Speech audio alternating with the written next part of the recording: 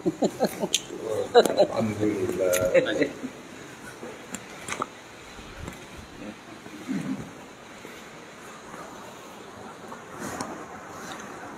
Alhamdulillah.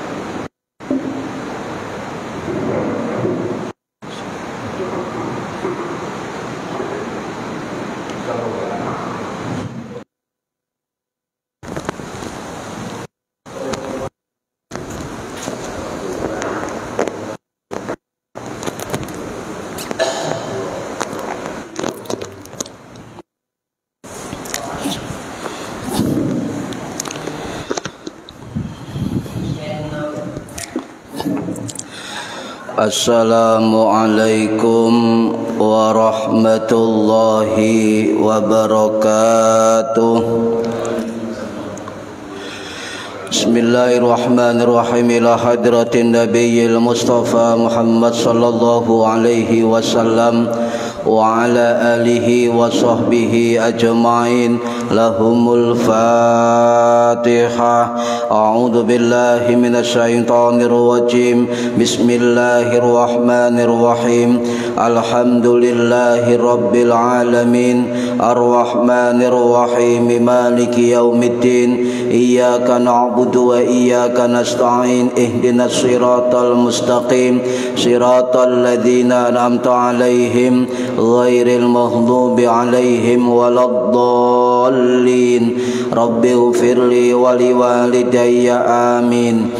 Hadiyatan minna ila arwahi masyayikhina wa limuallimina wa limurabbi ruhina wa liman ajazana wa limursidina wa liulamaina wa limuassis wal masyayikh nahdlatil ulama ajma'in wa li awliyatis ati wa li sama ajma'in, khususan ila ruhi sultanil awliya Syekh Abdul Qadir Al-Jilani radhiyallahu anhu, wa khususan ila ruhi musannif muallif kitab Matan Zubat Al-Imam Ibnu Ruslan Az-Zafi'i rahimahullah, wa ila arwahi masyayikhina fil Mahad Darul Ulum Rejoso Peterongan Jombang ajma'in, wa ila arwahi masyayikhina fil Mahad Tebu Ireng Jombang ajma'in, wa jami'i usulihim wa furu'ihim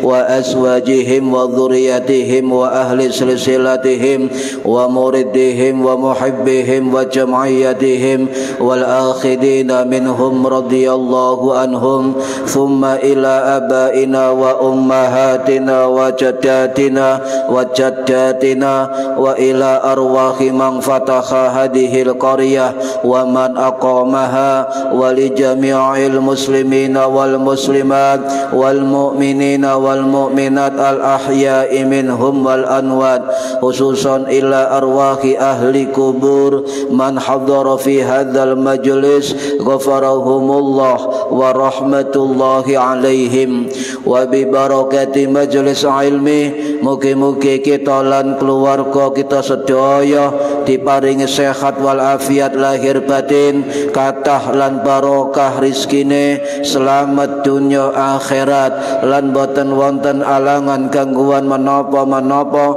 biidnillahi waridallah. Syai'un lillahi lana walahumul Fatihah. A'udzu billahi minasyaitonir rajim. Bismillahirrahmanirrahim.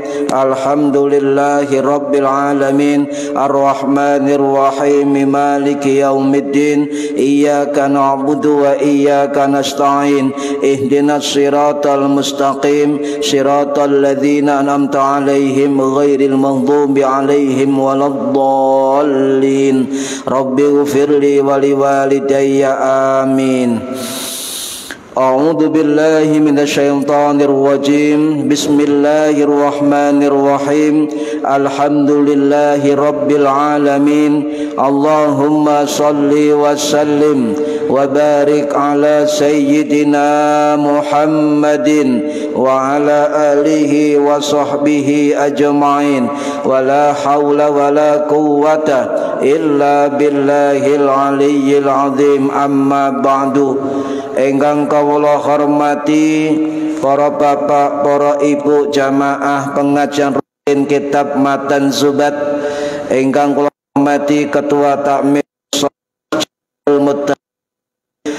ingkang kula hormati sedaya ingkang hadir fi hadzal majlis, mugi-mugi khususipun ingkang hadir fi hadzal majlis dan umumnya yang mendengarkan atau mengikuti via online mendapatkan barokah, manfaat, maslahah wa ni'matah wa salamah wa sa'adah wa syafa'ah fid dini wad dunya wal akhirah. Amin ya rabbal alamin. Monggo diniati ngaji oleh ilmu lillahi ta'ala, diniati iktikaf fi hadzal masjid, diniati ngenteni salat isya berjamaah. Para hadirin ingkang minulya, halaman 13 masih babun najasat, bab tentang najis, nazom ke-100. Bismillahirrahmanirrahim. Yu'fa lan becik den ngapura apa an-nasri damin saking titike getih wa qahin lan nanah min basratin kang tetep saking kukul utawa jerawat wadumalin lan udun utawa bisul wal qarahi lan catu utawa luka utawa borok. Niki tentang najis yang dimaafkan ketika ada darah atau nanah yang terkait dengan jerawat, udun, luka. Nggih. Para hadirin ingkang mulya, di situ dijelaskan yu'fa wal yu'fa. Napa niku wal yu'fa? Yu'fa niku nggih dari kata afwun. Dari kata afwun yang artinya pengampunan atau pengabaian atau juga dikatakan pembebasan. Jadi kalau dikatakan wa yu'fa maka diampuni atau dimaafkan. Apa yang dimaafkan? An-narzi damin, sedikitnya getih, sedikitnya darah. Wa qawhin lan nanah, mim basratin wa dumalin wa qarhin, dari nanah darah, dari jerawat, dari bisul dan dari luka atau borok. Nggih. Para hadirin ingkang minulya, kata kuncinya adalah yu'fa, dimaafkan, disepuro. Sampeyan duwe najis iku ana najis sing dimaafkan, ana najis sing disepuro, ana najis sing tidak dimaafkan. Ini harus diketahui, Pak. Sebab terkait dengan apa? Terkait dengan ibadah kita, terkait sah tidaknya ibadah kita, terkait batal dan tidaknya wudhu kita, terkait juga sah tidaknya sholat kita ketika ada darah dan sebagainya. Jadi nanah atau darah itu yang sedikit itu dimaafkan mazhab Syafi'i dan jumhur ulama, ya, jumhur ulama, kecuali mazhab Hambali. Kalau mazhab Hambali darah sedikit atau banyak, ya, itu tetap najis. Makanya orang-orang mazhab Hambali itu rata-rata wajahnya bersih-bersih. Sebab nopo? Mazhab mereka tidak, ya, mensahkan ketika wajahnya ada jerawat yang bernanah, ada darah di dalam luka. Ya, lek wong mazhab Syafi'i pokoknya rauk itu sah. Nggih, asal nanti ada syaratnya. Mengapa dimaafu? Mengapa dimaafkan? Ada syaratnya. Nggih. Najis yang syariat, Pak, iku asalnya tidak suci, ya, asal hukumnya. Tetapi ya, najis yang dianggap ringan, najis yang dianggap qalil an-nasri damin, sedikit darah, itu dimaafkan dalam konteks ibadah. Berarti kalau hukumnya najis dan dimaafkan oleh fikih, oleh syariat, maka kesulitan, kesukaran, kerumitan, ketidakmampuan, kemudharatan dan keterpaksaan itu bisa mengubah hukum. Bisa mengubah hukum. Tergantung alasannya, tergantung faktor yang menyebabkannya berubah hukum. Jadi fikih itu mengandung fleksibilitas, mengandung kelonggaran, mengandung kemudahan, mengandung kemaslahatan. Tidak mungkin syariat itu saklek, Pak. Pada dasarnya syariat saklek, okay? Tetapi tidak semua orang mampu melakukan ibadah dengan normal. Contoh, wong sepuh niki syarat dari berdiri sholat adalah qiyam, ngadeg jejeg. Berhubung wis sepuh gak iso ngadeg karena tidak mampu, maka hukum wajib berdiri dalam sholat berubah, maka dia boleh duduk. Berubah, okay? Boleh duduk. Ngoten. Jadi tergantung pada alasannya. Nah, nanah atau darah sedikit itu terkait dengan jerawat, terkait dengan bisul atau udun, terkait dengan borok atau luka. Bagaimana orang yang berjerawat ketika sholat, nanahnya keluar sedikit, darahnya keluar sedikit, atau punya udun, udunnya keluar sedikit, darahnya keluar sedikit, atau punya borok, ya ketika sujud boroknya mutu getih titik dan sebagainya, maka bagaimana hukumnya? Tidak ada alasan apapun kita kilkolo panjenengan dengan alasan sakit tapi tidak mau sholat, ini berarti meremehkan kewajiban. Okay. Para hadirin rahimakumullah, sekarang pertanyaannya, kalau dikatakan qalilun sedikit ya, wa yu'fa dima'fu, ukurannya bagaimana sedikit itu? Ini perlu garis bawahi, Pak. Karena ukuran sedikit itu masing-masing ulama berbeda pendapat. Contoh, saya mengambil keterangan dari kitab Al-Fiqhul Islami wa Adillatuhu, karangannya Syekh Wahbah Mustafa Az-Zuhaili As-Syafi'i rahimahullah, sing wafat tahun 2015 Masehi di Suriah. Dan juga ada dalam kitab Al-Mawsu'ah Al-Fiqhiyah Al-Quwaitiyah, dan juga ada dalam kitab Al-Fiqhu ala Madhabil Arba'ah, karangannya Syekh Abdurrahman Al-Juzairi Al-Iwad rahimahullah, sing wafat tahun 1940 Masehi di Mesir, dan banyak kitab lainnya. Pertama, mazhab Hanafi rumiyin nggih, sing diarani qalil titik, darah nanah sing titik, sing sedikit yang bagaimana? Ya.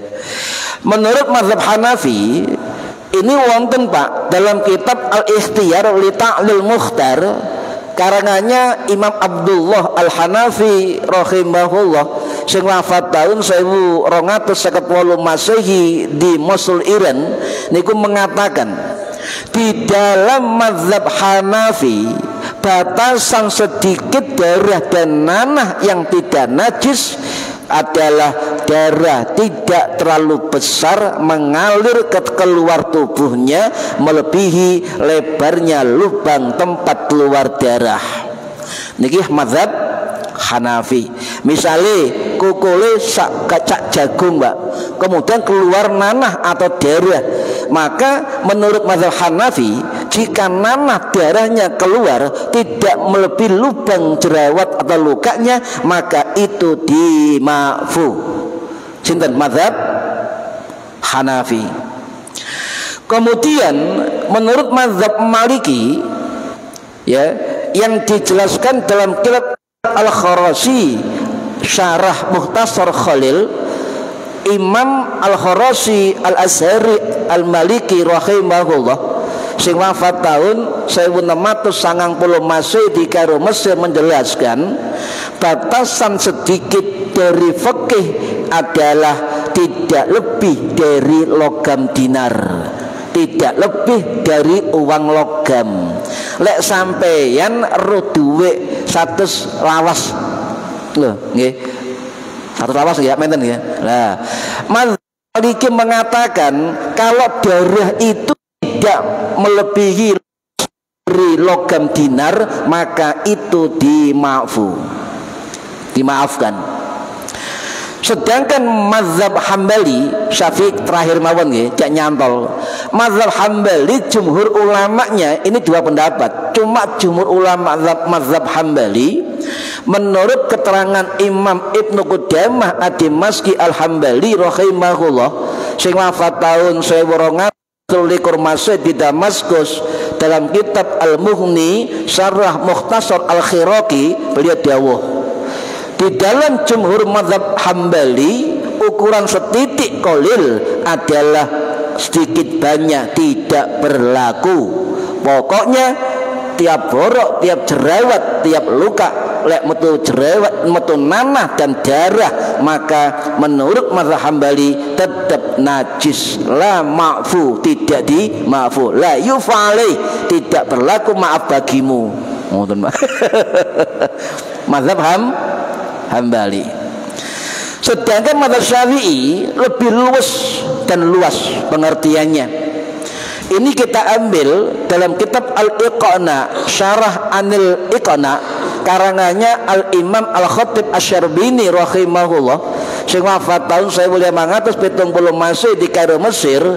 Dari mazhab Syafi'i mengatakan ukuran sedikit banyaknya dari kolil, darah nanah, sesuai dengan tradisi kebiasaan masyarakat setempat, kembali ke al-uruf, kebiasaan masyarakat. Contoh, sampeyan nganggep di darah sak menten niku wis akeh nggih, maka dianggap iku najis. Tergantung dari kebiasaan ukuran sedikit sak piro sih, ngoten Pak, kepada. Dan yang kedua ukurannya adalah keluar, tidak menyebar, tidak menyebar. Niki mazhab Syafi'i. Nah, para hadirin rahimakumullah, intinya darah nanah, jerawat, bisul, udun dan luka kalau sedikit itu dimaafkan.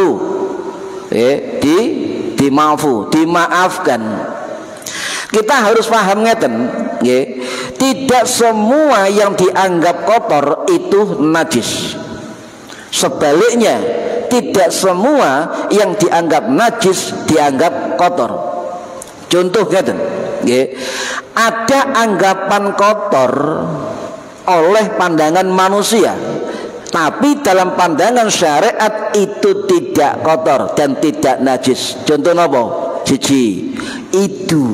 Nah, itu cici nggih. Al-qadarah cici, al-khabas cici. Itu dalam pandangan menungso cici, Pak. Tetapi dalam pandangan syariat tidak najis. Yang kedua nopo? Contoh iler. Iler sampeyan oleh bening ya, itu tidak najis sebab keluar dari tenggorokan. Tetapi iler sampeyan mengandung butek keluar dari perut, ambune buatek sekali, maka itu najis. Yang ketiga, air mani. Air mani kata manusia itu jijik, tetapi dalam pandangan fikih Syafi'i tidak najis. Contoh oleh air keringat. Ya, keringat kita ini ambu ya, ambu, jijik. Tapi dalam pandangan syariat air keringat tidak najis. Jadi saambu-ambune kelambi sampeyan lek itu bersumber dari keringat panjenengan piyambak, maka itu tidak najis dan boleh dipakai sholat, tapi ganggu jamaah liyane. Allahu Akbar. Maka ulama sebagian mengatakan kalbi kaos yang bau keringat dan mengganggu jamaah, maka beralih hukumnya menjadi makruh. Sebab nopo? Mengganggu kekhusyuan orang lain. Ngoten. Jadi wong proyek, Pak, wong proyek, seragam proyek, lek kaos e klambine akeh polone, teko keringet niku, asal tidak kena najis, hanya keringat saja, maka boleh dipakai sholat. Ini kita tegaskan di Masjid Al-Kausar, Pak. Banyak orang proyek sholat dan mereka kadang-kadang ngeten, Pak, ada sarung, Pak, ada baju, terbatas, akhirnya kentean. Akhirnya kita katakan, nyun sewu, Pak, seragam panjenengan ini kena najis sama mboten? Oh mboten, Pak, keringat mawon. Kita sah dengan sholat dengan seragam yang berkeringat. Oh ngoten nggih, nggih. Loh, nggih. Harus ada yang paham niku, Pak, hukum niku. Lek gak paham, terus pun hukumnya lek jariku yo jariku, wah susah. Jariku terusnya. Nggih. Para hadirin rahimakumullah, nggih. Sebaliknya ada yang dianggap kotor, ya, najis oleh syariat, tetapi oleh manusia tidak dianggap kotor atau najis. Apa contohnya? Khomer tua, topi miring, mawar berduri, apa yo merek-merek. Niku, nggih, niku pokoknya bareng sing khomer memabukkan, ya kena kelambi sampeyan. Itu najis, Pak. Di dalam mazhab Syafi'i, mazhab Hanafi, mazhab Hambali itu najis. Makanya kenapa kok najis?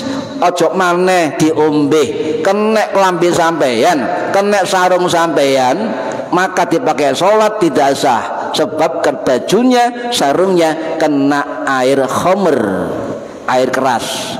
Nggih. Lah, lek kadung diombe mlebu awake, maka sholatnya tidak akan diterima selama 40 hari sekali minum. Kalau berminum berkali-kali, maka hitungannya adalah juga berlipat-lipat. Sebab nopo? Awake mengandung najis.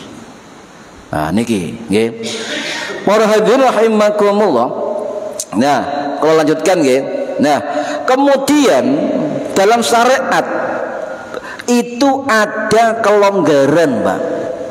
Janganlah kita beribadah, kita beragama dengan kaku.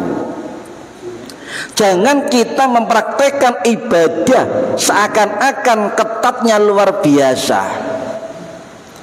Bagi orang faham fikih, Pak, ada banyak keluasan kelonggaran di dalam ibadah, dengan catatan ada sebab tertentu. Ada kelonggaran dinamakan rukhsah. Rukhsah apa? Dispensasi, kelonggaran. Kenapa ada rukhsah? Sebab ada kesulitan, sebab ada kesukaran, sebab sulit dihindari, ngoten, sebab mudharat, sebab keterpaksaan dan sebagainya. Maka muncul yang namanya rukhsah, kelonggaran. Contoh rukhsah ngeten, jenengan luar kota, nggih, luar kota. Lah di situ ada rukhsah yang namanya rukhsah jamak, rukhsah qashar. Ada rukhsah jamak qashar, enteng, tinggal pilih sampeyan. Bagaimana hukumnya? Biyen kono masjid, kono musala, saiki wis area akeh masjide. Apa berlaku bonus rukhsah jamak dan qashar dalam perjalanan? Masih berlaku. Karena itu adalah kartu bonus dari Gusti Allah untuk hambanya. Cuma tinggal pilih sampai pakai it atau tidak. Paham? Ojo kaku-kaku. Akeh masjid kok oleh jamak, kok oleh qashar. Lo. Wis pakati mawon sak jam habis. Bu, Pak, niki wayahe salat zuhur. Kita di rest area sholat adaan apa sholat jamak, takdim atau takhir.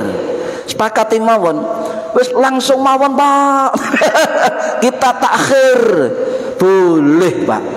Jangan kemudian sampeyan mengajari umat cuma satu pilihan. Hati-hati.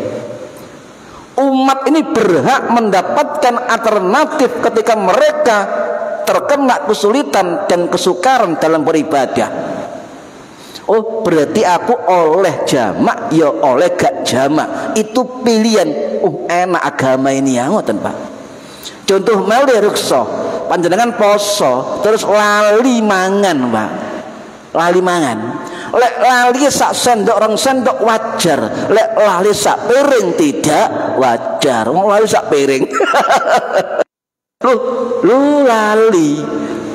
Apakah batal? Karena dia lupa maka tidak batal. Berubah hukum, paham nggih? Berubah hukum. Nah, para hadirin rahimakumullah, kemudahan ini perlu kita sampaikan kepada umat agar tidak kaku dalam beribadah jika mereka mengalami kesulitan. Sebab Gusti Allah niku pun dawuh dan Al-Baqarah 186. Yuridullahu bikumul yusra wala yuridu bikumul usra. Gusti Allah enggak menghendaki, Gusti Allah menghendaki kemudahan bagimu, tidak menghendaki kesukaran bagimu. Ini terkait dengan perintah Gusti Allah, terkait dengan larangan Gusti Allah. Itu mengatakan dawuh ada kemudahan di balik kesulitan. Nggih. Ada kelonggaran di balik kesempitan. Nggih. Wa ma ja'ala 'alaikum fid dini min haraj. Malih nggih. Napa artinya? Dan dia Gusti Allah tidak menjadikan kesukaran untukmu dalam beragama. Nggih.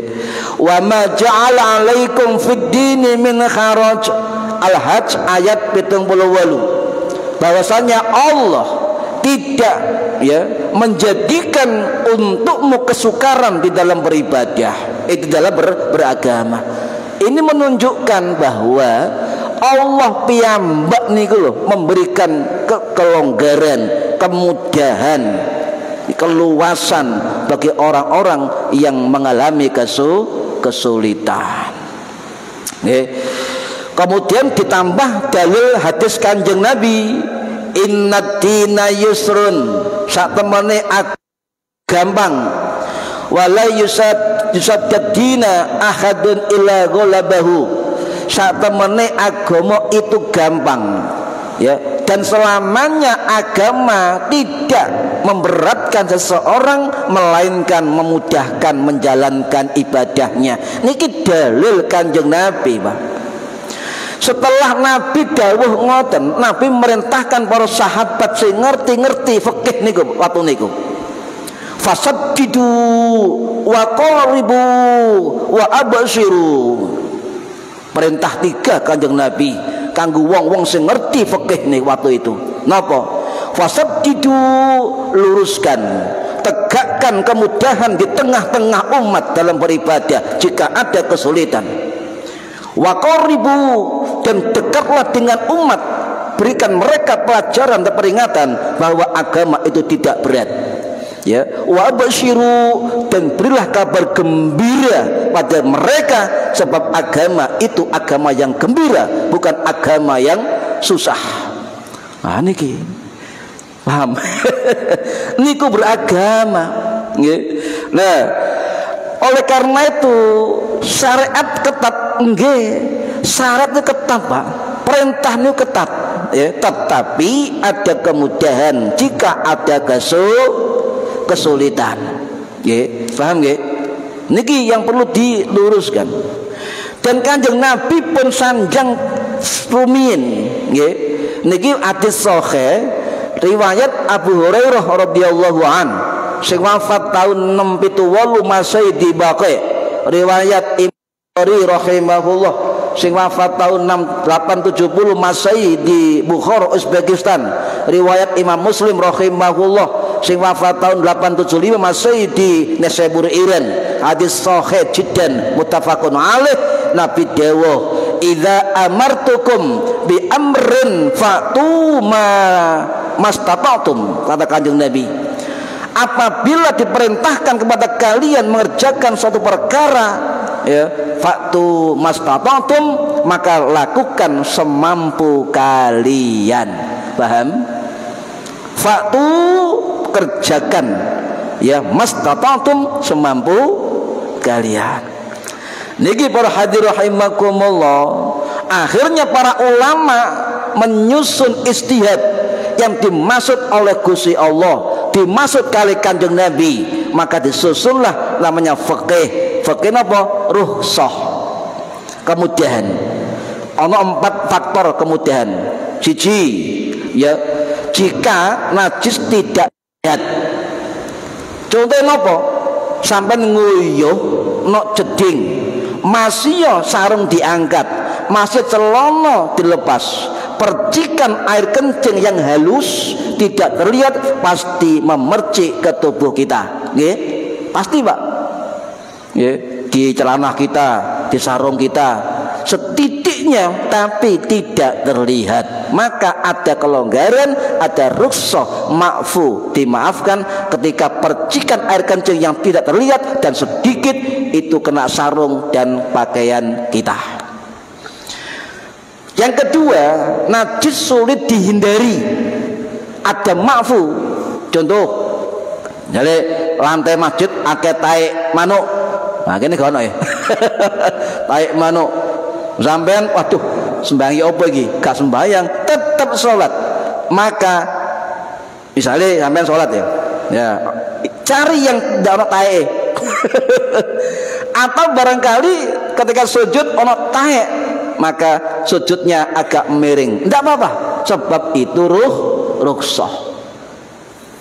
Ojo kenceng-kenceng Pak beragama itu, pedet sampean. Ya, ayo belajar fikih, insya Allah luas dan luas. Ya. 3, najis dengan jumlah yang sedikit. Tadi ya. Yang keempat, karena kondisi darurat. Contoh, sampai no alas gono panganan, one ulo, nyambe ulo, no male, sing barang-barang haram niku. Terpaksa darurat, maka ad-daruratu tubihul mahdurat.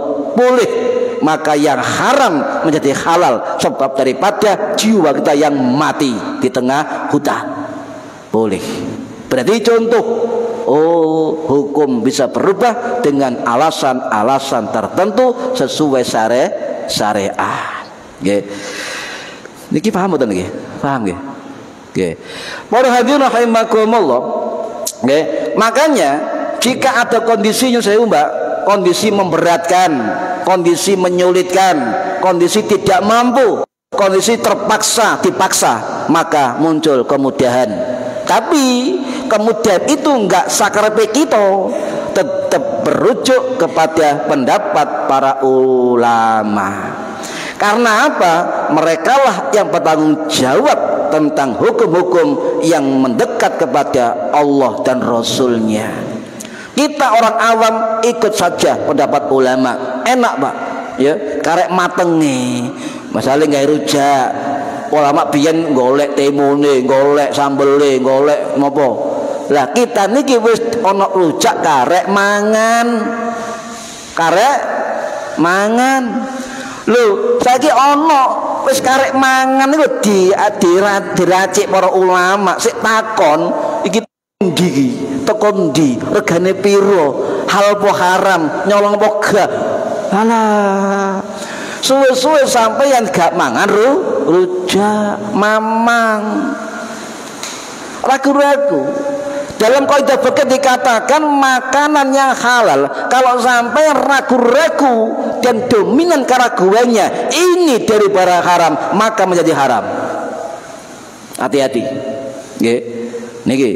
Pun. Para hadirin rahimakumullah, jadi harus tahu, Pak, harus tahu ilmu. Tidak boleh main pokoknya.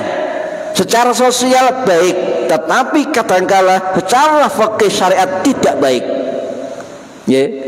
Jadi tidak boleh kemudian sampai tanya orang ya tentang hukum-hukum syariat terkait apapun ibadah.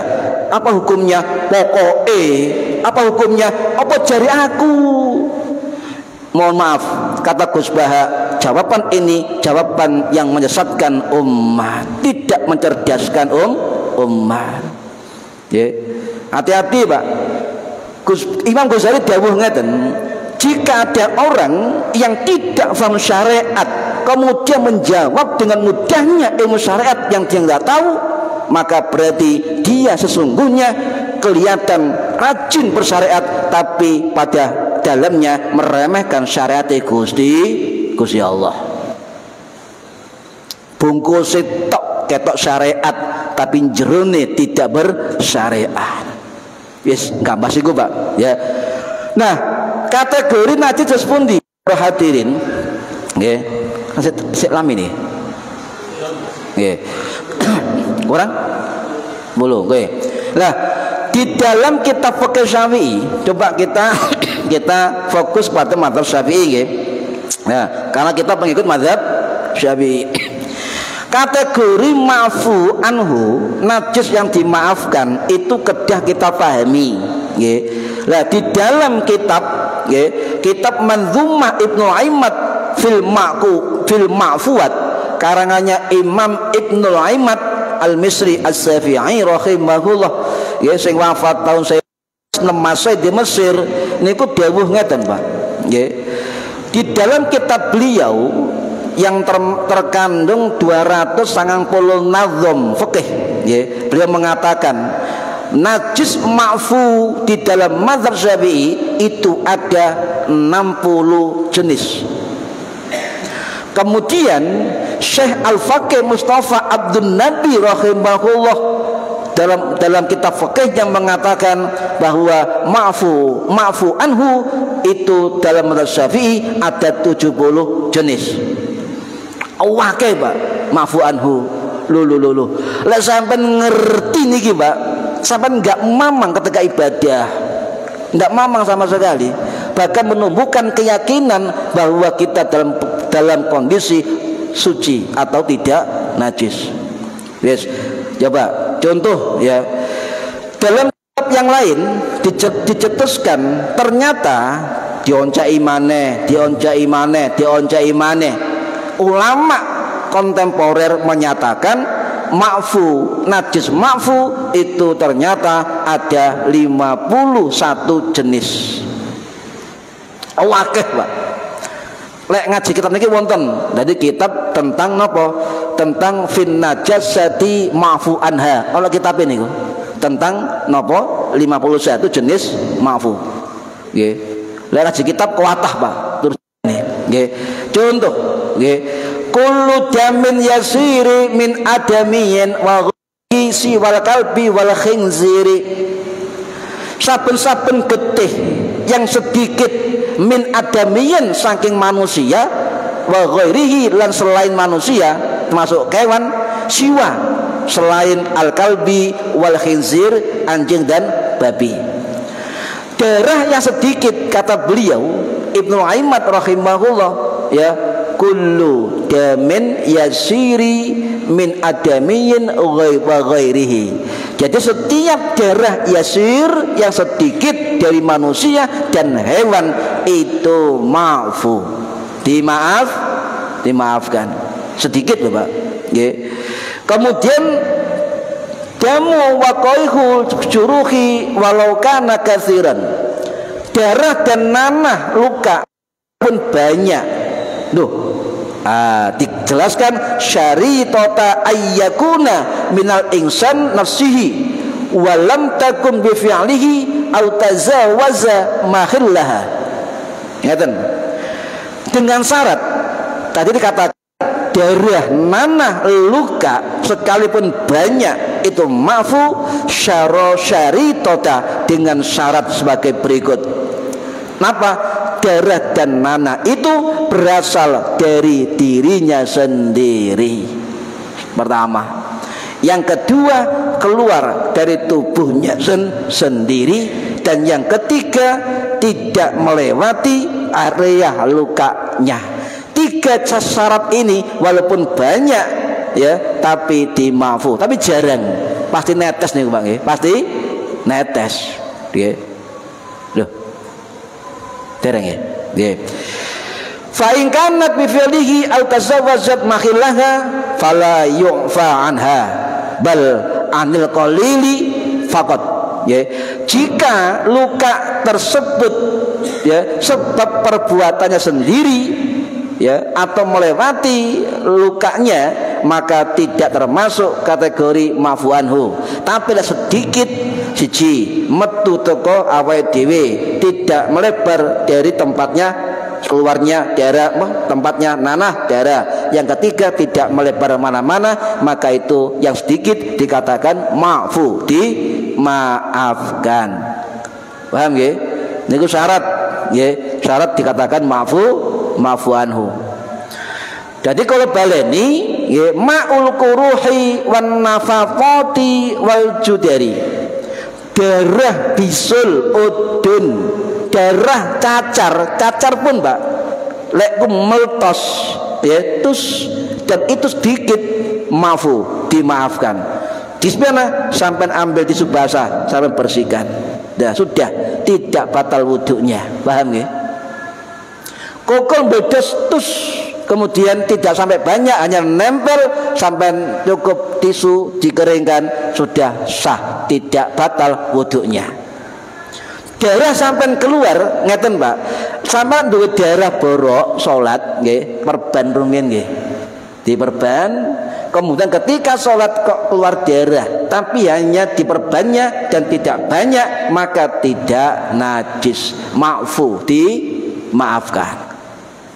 Paham nggih? Niki dimaafkan. Sehingga panjenengan tidak mamang, ya tidak mamang.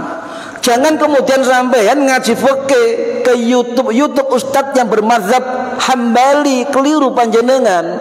Niki sing gak geger Pak. Mazhab Hambali mengatakan akeh titik darah keluar dari bisul, jerawat dan luka tetap najis.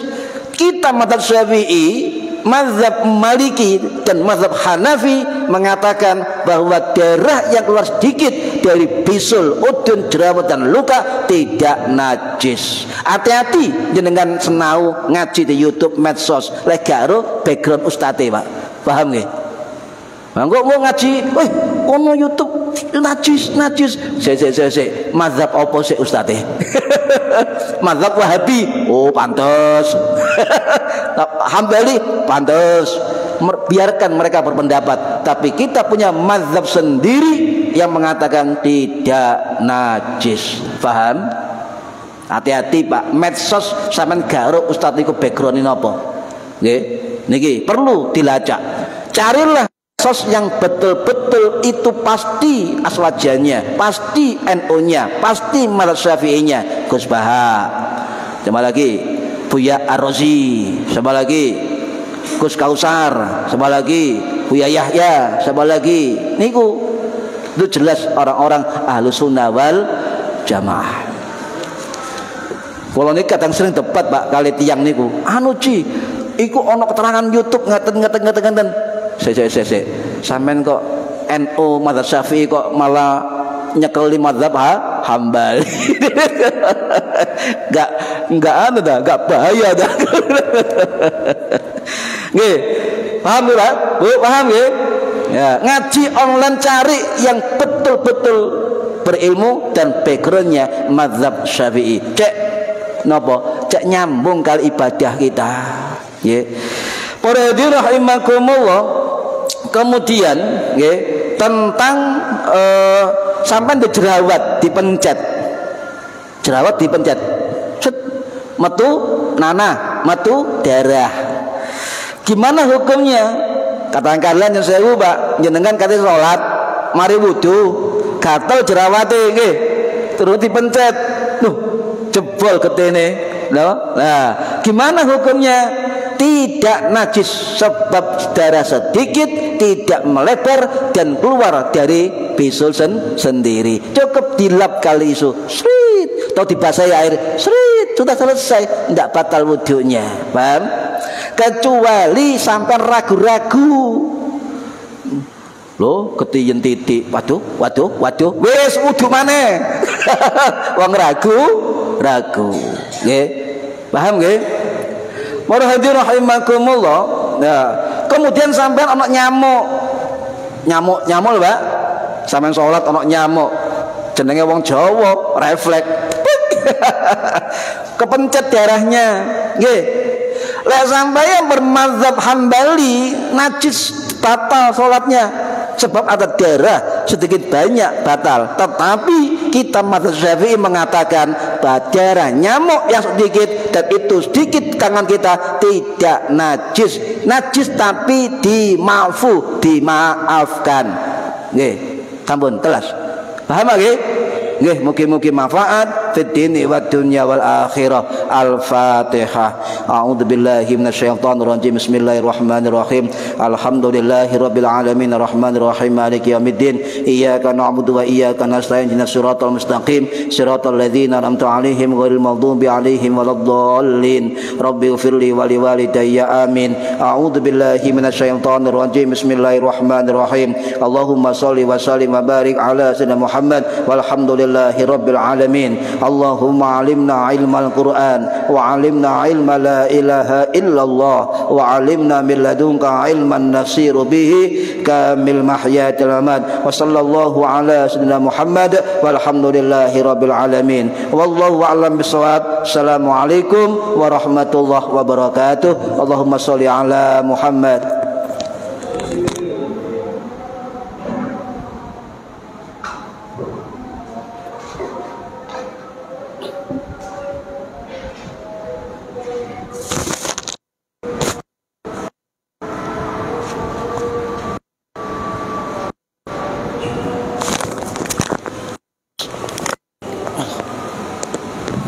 Allah Akbar.